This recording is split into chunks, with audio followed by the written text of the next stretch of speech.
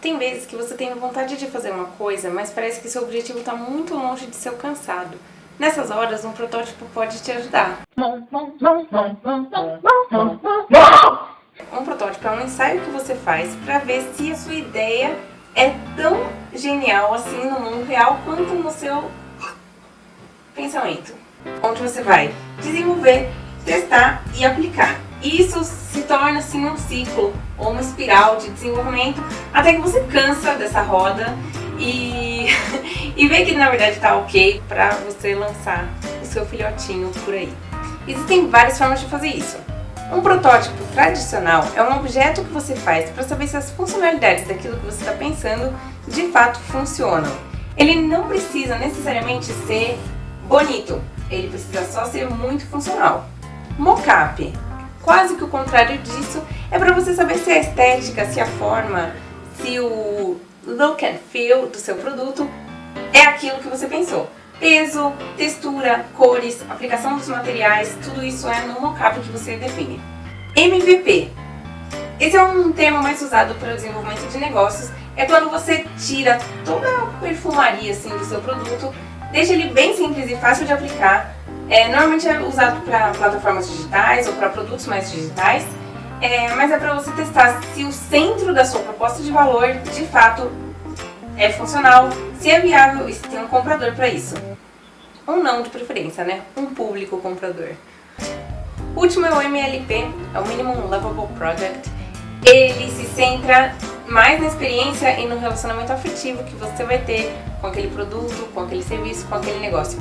Então, ao invés de às vezes tirar funcionalidades que podem ser até não tão importantes assim, em termos funcionais, são importantes para o relacionamento, para o vínculo emocional que você tem com aquele produto. Você se centra no amor, principalmente para fidelização e tal de clientes, ok? Então é isso, bora testar?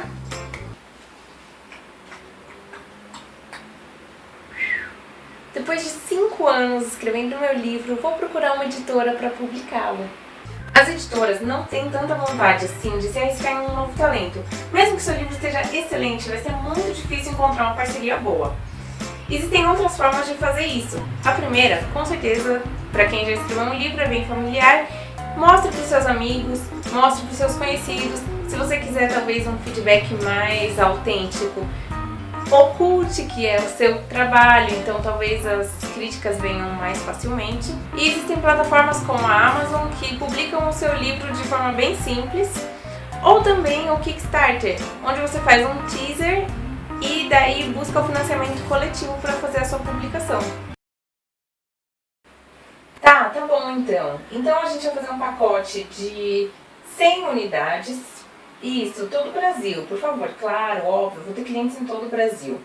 Isso, Sedex, PayPal, o site, a loja virtual, claro, né, integrada. Isso. Se você está pensando em abrir um negócio e fazer um clube de compras de maquiagem, ou fazer um delivery de comidinhas saudáveis no trabalho, ou em casa, tanto faz.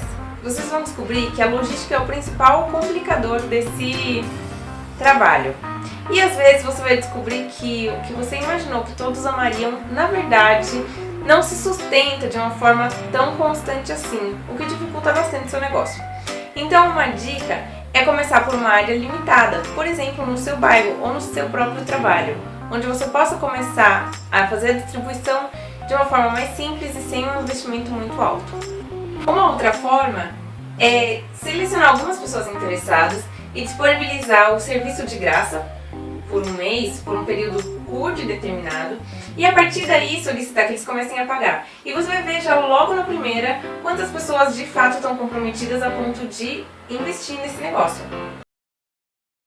Tá bom, uma hortênsia, um pinheiro, uma violeta, manjericão, salsinha, salsa, tomate, claro, né, rabanete, que eu adoro.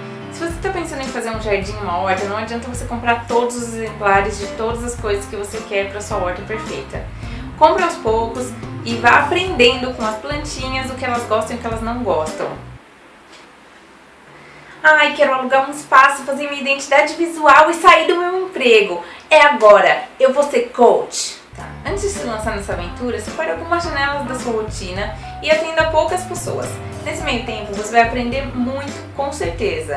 E daí você vai estar mais preparado para quando esse grande momento de decisão chegar. Oi, Lulis! Oi, Rebs! Eu tive uma ideia genial. Vamos montar um canal? Isso, no YouTube. Não, básico assim. A gente compra uma câmera nova, né? Melhor para filmar. Um microfone, iluminação e tal. Isso. É melhor contratar também alguém para fazer a edição dos vídeos e tal, né? Afinal, a qualidade é tudo. Não foi bem assim que a gente começou o Irmonstras. Ele é um protótipo. A gente aprendeu a fazer a edição dos vídeos e é tudo feito de maneira bem caseira. E a gente tem plena consciência de que dá pra perceber. Mas é isso, enquanto a gente vai aprendendo com o canal, não só coisas técnicas como gravação, iluminação, etc., mas inclusive de conteúdo, o que é interessante, a gente vai se desenvolvendo. Oi, Rebs! Tô pensando em ter um filho também. Ai, suas filhas são tão lindinhas. Eu tô aqui testando. Tem coisas que não dá pra testar, a gente precisa mesmo se aventurar. Se vocês gostaram do vídeo, curtam! E se vocês não querem perder as novidades do nosso canal, se inscrevam! A gente também adora ler os comentários de vocês, então se vocês quiserem, fiquem à vontade pra dar suas ideias, suas sugestões, suas críticas e discute mais sobre o assunto nos comentários aqui embaixo. É isso, a gente se vê no próximo vídeo. Tchau!